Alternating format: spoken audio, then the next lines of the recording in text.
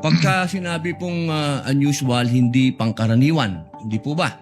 Yes, sir. Kapag sinabing suspicious, ibig sabihin kahinahinala. Apo, sir. Wala po kayong nakitang kahinahinala, hindi po ba? Wala naman po. Opo, ibig sabihin hindi po illegal. My point is, just because it's unusual, it doesn't mean it's illegal or whatever. Tama po ba? Wala naman pong illegal doon sa encashment po. But you're familiar with the concept of confidential or discretionary funds? Or hindi? In government parlance? Wala po kang Okay. alam. No, kasi kung hindi ka familiar, whether that agency has 50 million discretionary funds or let's say if you were the manager sa OP and they had, I don't know how much now, 10 billion, you won't find it unusual kung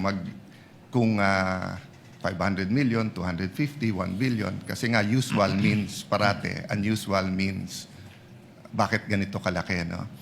May aspetong pag sinabing unusual ay maaring suspicious, at pag sinabing suspicious ay kadalasang unusual, Robin Padilla, at Alan Cayetano, pag sinabing unusual may biglang papasok agad sa isip na hinala, at ito ay di ganap na makaklaro kung illegal o hindi kung walang pag-usisa o pag-imbestiga.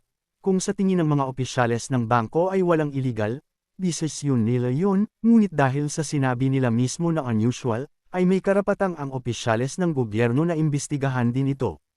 Ang Senator Judge, di pwede e-question at di pwede tanunghin, pero may aspetong pwede tanunghin o e-question, kung nagsalita ang Senator Judge na di na-catch up o di naunawaan, o ang bagay na binigkas ay irrelevant o di maganda sa alinman panig.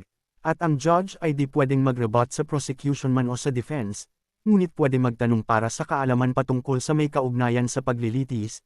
Ang judge ay tagamatyag lang ng usapan ng magkabilang panig, upang suriin ang bawat pinag-usapan upang ito'y batayan hanggang sa katapusan ng diskusyon sa impeachment trial. Para sa paghusga, di dapat magsalita ang judge ng panghuhusga o pagre-rebat sa alinmang panig hanggat di natatapos ang kabuohang discussion sa impeachment trial sa pagitan ng dalawang panig. Dapat sinasaway ng mga presiding judge ang mga pagre-rebat o paghuhusga, at irrelevant na paghahayag, ng mga sinumang senator judges habang di natatapos ang kabuohang diskusyon sa impeachment trial ng magkabilang panig. Isabatas dapat ito sa Senado. Ulit, mali ang pag-uunawa sa Article 11 Section 3 Paragraph 6 ng Philippines Constitution na mananatili raw na 16 na votes lagi kahit ang ilan ay di bumoto. Isa itong panganib sa bansa o sa konstitusyon o sa mamamayan o sa ekonomiya pag ito'y kahit minsan lang na ipairal.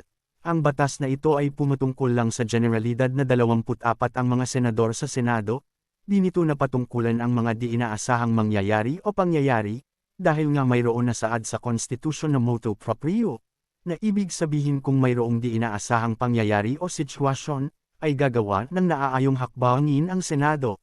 Sinasabi ko, pag binasehan ang 16 na votes kahit ang ilang ay di bumoto, ang Senado ay nasa ilalim ng masamang spirito.